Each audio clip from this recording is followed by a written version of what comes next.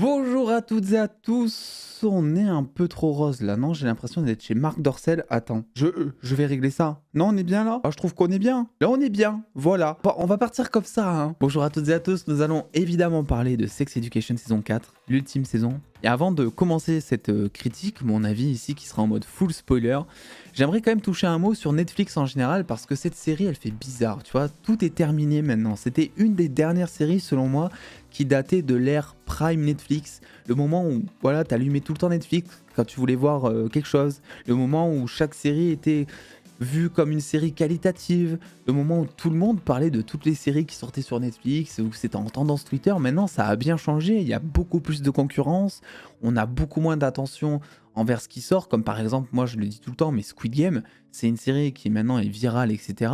Mais c'est une série finalement qui a percé au bout de 2 semaines de diffusion, presque, tu vois. Pourquoi? Parce qu'on ne s'intéresse plus à ce qui sort directement sur Netflix, on n'a plus cette curiosité parce qu'on est inondé de programmes, et je pense qu'on choisit beaucoup plus méticuleusement ce que l'on va regarder, parce que notre temps est précieux et qu'il y a beaucoup plus de choses sur lesquelles on peut passer notre temps maintenant. Donc on attend généralement de voir des premiers retours, et puis ici il y a quelque chose qui commence à percer, là on se dit ah peut-être que ça peut être cool. Et Sex Education donc se termine, et c'était une des dernières séries voilà, qui pouvait proposer ça, et je trouve que eh bien c'est une saison qui est très bien, juste une belle fin finalement, frustrante parce que tu sens quand même que ils avaient plein d'autres choses à raconter, et là où d'habitude j'ai pour coutume de dire, vous savez que oui les séries c'est bien quand ça se finit au bout de 4-5 saisons. Là, je trouve qu'il y avait vraiment moyen de faire beaucoup de choses encore. Tu sens qu'ils ont énormément de sujets, de personnages sous le capot. Et tu sens que si ça a peut-être été la dernière saison, c'est peut-être que la série, ben justement, on en revient à ce que je disais au début, eh bien, ne provoquait plus autant d'attention que lorsqu'elle est sortie. Ça faisait aussi très bizarre de commencer cette saison parce que la saison 3, ça datait un peu, à tel point que quand j'ai vu le récap au début de la saison 4, je ne me rappelais absolument quasiment de rien du tout de la saison 3. Donc, il y a eu un petit temps d'adaptation, mais malgré tout, ça faisait toujours plaisir parce qu'on est toujours sur l'ADN de Sex Education. On n'est pas tombé dans un extrême comme Elite, par exemple, qui selon moi avait un peu les mêmes ambitions que Sex Education, c'est-à-dire d'éduquer sexuellement ou pas d'ailleurs le spectateur au travers de ces personnages qui sont confrontés à des enjeux, à des situations de la vie courante en fait, et en même temps casser certains clichés. La Elite après c'est devenu n'importe quoi pour moi. Sex Education c'est toujours dans son ADN, c'est toujours resté bienveillant, c'est toujours resté fidèle à ce que c'est, et je trouve que c'est très compliqué de détester une série pour tous les messages bienveillants qu'elle apporte, parce qu'au final, voilà, au lieu de faire des spots publicitaires qui sont faits par des agences marketing pour tes cours d'SVT, pour éduquer sexuellement ton gosse ou je sais trop quoi, dis-lui de regarder les 4 saisons de Sex Education, et en vrai, mais il va avoir tellement de ressources déjà, ça va au moins éveiller sa curiosité sur plein de sujets, et le fait d'enlever un peu d'incompréhension, ça va permettre qu'il y ait beaucoup moins de soucis à l'avenir. Donc moi je trouve que Sex Education, c'est même pas juste bien, ça peut presque être nécessaire pour certains, quoi, tu vois. Et donc cette saison 4, eh ben, elle aborde de nouveaux sujets, mais aussi des anciens. On est toujours sur la sexualité d'Eric, notamment, qui va être confronté à des enjeux qui, selon moi, sont très réels, marquants. Et à côté, on va parler notamment des personnages transgenres, qui est un sujet un peu plus récent, même dans la société, on dira. Et là, je trouve qu'ils sont allés un peu moins en profondeur des choses. Là où, par exemple, la religion, la sexualité, etc., c'est quelque chose qui est vraiment impactant. Et on te confrontait tout le temps, Eric, sa sexualité, son lui-même, quoi, tu vois, son tout. Je le confrontais souvent aux enjeux de la société, aux difficultés, à ces difficultés qu'il avait lui à s'assumer, etc. Je vais revenir sur Eric après parce que selon moi c'était la meilleure intrigue de cette saison. J'ai envie de parler déjà de Cal ou Carl, je sais plus, le personnage qui est en pleine transition, qui prend la testostérone, etc. Je trouve que c'est bien d'en avoir parlé, mais je trouve aussi qu'ils en ont fait un peu trop dans la bienveillance et que on vivait trop dans un monde idyllique, voilà. C'est-à-dire que tous les personnages, que ce soit dans le lycée ou même extérieur, parce qu'à un moment, Cal est recherché, et donc tu pars du lycée, tu parles au supermarché notamment de Cal, et tout le monde emploie le pronom Yel, donc pour désigner un personnage, voilà, pour pas genrer quelqu'un finalement. Et je trouve que c'est pas la réalité des choses, le fait de dire Yel. Ça devrait l'être, pour le respect de la personne qui est notamment en pleine transition, mais c'est pas le cas. Là où par contre Eric, ça fait 4 saisons que on n'a aucun mal à te pointer du doigt le fait qu'il soit gay, et on n'a aucun mal à te mettre des détracteurs. Et je trouve que pour les personnages qui sont en pleine transition, on l'a vu notamment avec l'acteur Elliot Page, voilà, tout récemment, sujet d'actualité à Hollywood aussi, il y a beaucoup de détracteurs et je trouve qu'on met pas assez de ces détracteurs dans la série parce que tu te rends pas réellement compte de ce que les personnages transgenres peuvent vivre, non pas à cause d'eux-mêmes, mais à cause de la société. Parce que à cause d'eux-mêmes, ça c'est très bien marqué. On te montre toutes les crises existentielles, le fait aussi que c'est très compliqué d'avoir accès aux soins nécessaires, que c'est quelque chose qui est très cher. On te met notamment le personnage de Cal, si je me trompe pas de nom encore, en parallèle avec l'autre personnage Roman, je crois, qui lui aussi a fait une transition. Et il t'explique que voilà, ça lui a coûté 10 000 balles, que voilà, il a attendu 5 ans, etc. Donc vraiment, tu sens que c'est tout un processus et tout. Donc ça, on t'explique très bien intérieurement, les pulsions, les trucs comme ça. Mais à côté de ça, jamais on va te confronter l'image de quelqu'un qui est en pleine transition à celle de l'image de la société, quoi. Et ça, je trouve ça dommage. C'est assez étonnant d'ailleurs qu'ils soient pas allés au fond des choses. Il manquait peut-être de temps. Ils auraient peut-être dû supprimer l'intrigue de Jackson à la place, ou une des deux. Parce que Jackson, selon moi, c'était un personnage que j'avais énormément apprécié, je crois, dans la précédente saison. Mais qui là, finalement... Bon, il a deux intrigues, les intrigues sont pas vraiment poussées jusqu'au bout, selon moi le fait qu'il essaie de chercher son père biologique et en même temps le fait qu'il a un problème médical aux testicouilles, c'était pas vraiment mené avec profondeur et c'était pas super intéressant à suivre.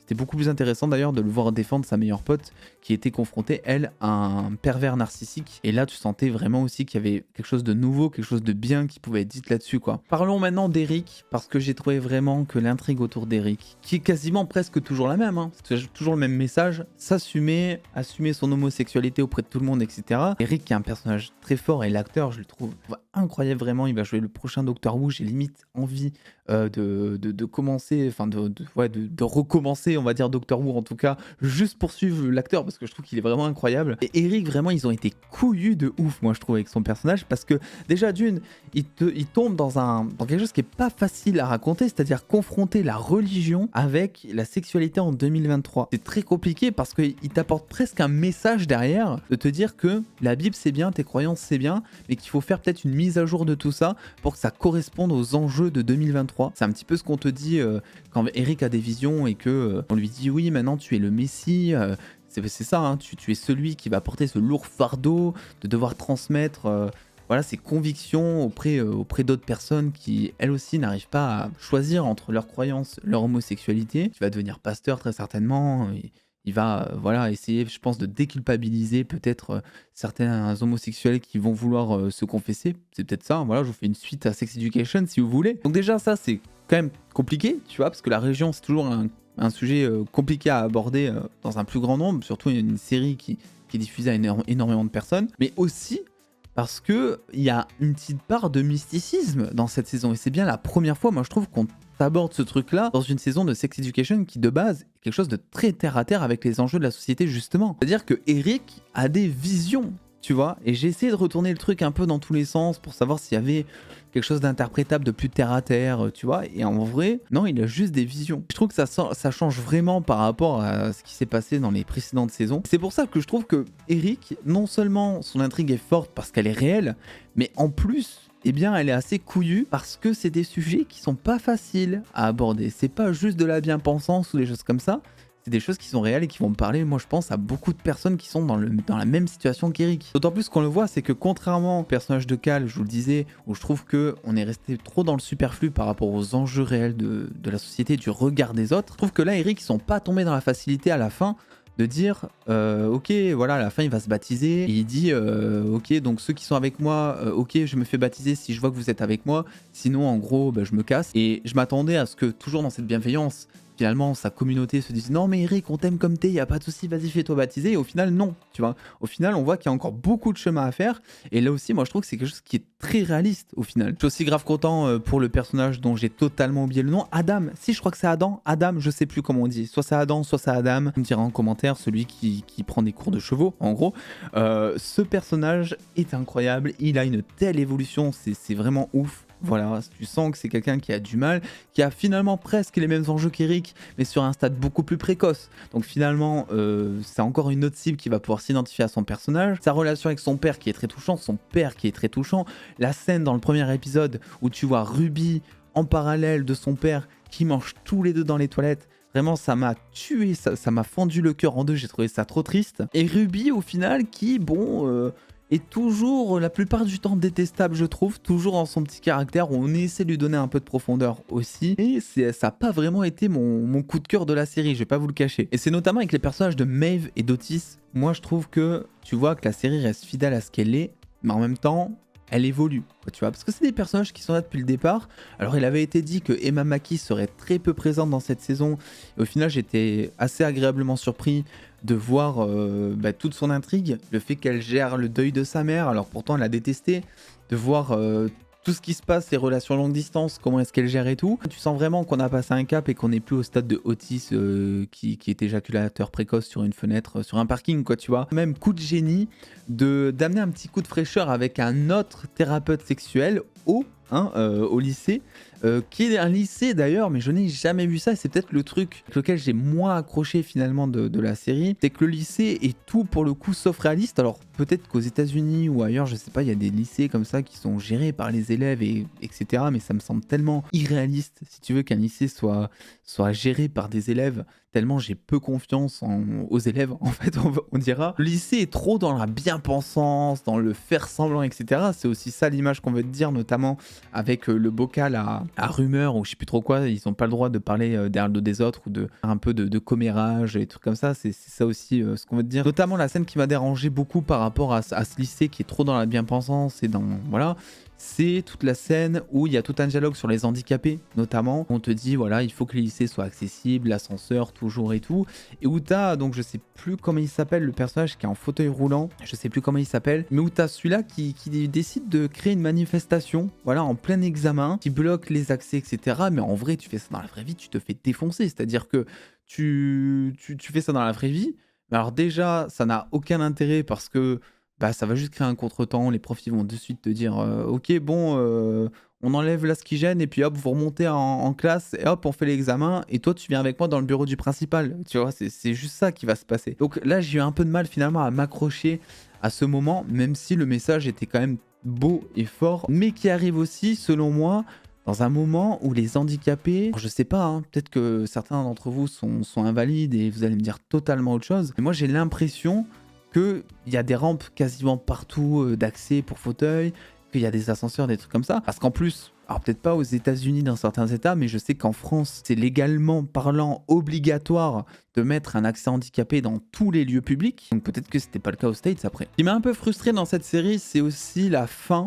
La toute fin, de voir Otis à la fenêtre et de voir qu'il s'envoie toujours pas de message avec Maeve. T'as envie de savoir la suite, t'as envie de savoir, ok, mais est-ce que ça finit bien pour eux? C'est pas vraiment une happy ending, on peut dire. La fin est plutôt juste, pour le coup, mais elle est un peu trop neutre. On n'est toujours pas tombé dans ce cliché de la bienveillance en mode ils finirent heureux et eu beaucoup d'enfants. On est toujours sur cet enjeu de longue distance, etc., d'apprendre à gérer les choses. Mais le souci, c'est que Maeve, là, elle a quand même dit à Otis, bon, je vais peut-être rester aux États-Unis, tu vois.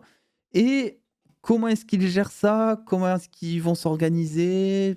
Voilà, c'est un truc qui m'a manqué à la toute fin. Alors aussi, j'ai été assez choqué et dégoûté en même temps de ne pas reconnaître un personnage emblématique de Game of Thrones dans la série qui interprète Maul Barjo, je crois. Je me disais bien que sa tête, quand je l'ai vue, me disait quelque chose, mais je savais pas vraiment qui c'était. Et au final, j'ai vu ça sur Twitter et je me suis dit, ah, c'est incroyable. En plus, il a un rôle qui est plutôt intéressant, et on te dit surtout qu'il est allergique à plein de choses, que c'est dangereux pour sa santé d'être en contact avec plein de choses, ce qui est peut-être finalement un parallèle à ce qui lui arrive dans la série. Et je vais pas en dire plus par peur de spoiler Game of Thrones, qui est une série qui date un petit peu, mais sait-on jamais, si vous n'avez toujours pas vu cette masterclass, foncez aller voir Game of Thrones. Et aussi toute cette discussion autour donc de la mère d'Otis, qui est une femme qui vient d'accoucher. Et on te dit que une femme qui vient d'accoucher, si elle se met pas de suite au boulot, après c'est très compliqué pour elle de retrouver du taf, parce que certainement que les employeurs te disent derrière que non, ça fait trop longtemps que vous n'avez pas travaillé. Donc voilà, elle a voulu faire pression, quitte à faire un burn-out complet et à retomber en dépression. Donc je trouvais que c'était là aussi un message nécessaire, bon, qui me parle pas vraiment à moi, je pense que vous avez compris pour le coup pourquoi, mais que là aussi c'était une série qui est destinée à plein de publics différents. Et finalement, là où on pourrait croire que cette série est destinée uniquement aux adolescents, intéressant et c'est ce qui la différencie beaucoup, moi je trouve, par rapport à Elite, c'est qu'on va cibler beaucoup de personnes sur plein de sujets différents, que ce soit des parents, des élèves, des sœurs, des frères, etc. Je trouve que cette série, elle est vraiment presque nécessaire, comme j'ai dit, elle apporte tellement un bon message que je peux pas vraiment en dire du mal, quoi. Mis à part certaines intrigues que j'ai un peu moins appréciées, comme celle de Jackson, par exemple, ou quelques sujets comme le personnage de Cal, où je trouve qu'on aurait beaucoup plus en faire, justement. À côté de ça, qu'est-ce que vous voulez que je dise de plus? Oui, c'était une bonne série, et le problème, c'est qu'elle était intemporelle, dans le sens où les choses évoluent tellement vite dans la société sur plein de sujets différents, avec tellement d'incompréhensions qui naissent tous les jours, que la série, elle aurait pu ne jamais se terminer. Je pense qu'elle continuerait toujours de faire un tabac et de nous parler autant. Donc écoutez, je vais pas revenir sur toutes les intrigues de tous les personnages, parce qu'évidemment, il y a des choses intéressantes à dire pour chaque personnage. Moi, vous le savez, c'est une série que j'ai énormément appréciée tout du long. Ça me rend un peu triste qu'elle se termine. La saison 4, pour moi, se finit super bien. On n'est pas déçus. On est un petit peu triste et c'est ce qu'il fallait. Donc n'hésitez pas à me donner votre avis en commentaire sur cette saison, à lâcher le pouce bleu si cette vidéo vous a plu et à vous abonner si ce n'est pas déjà fait. Et puis attends les dos, prenez soin de vous, faites-vous bien kiffer. Des bisous les dos.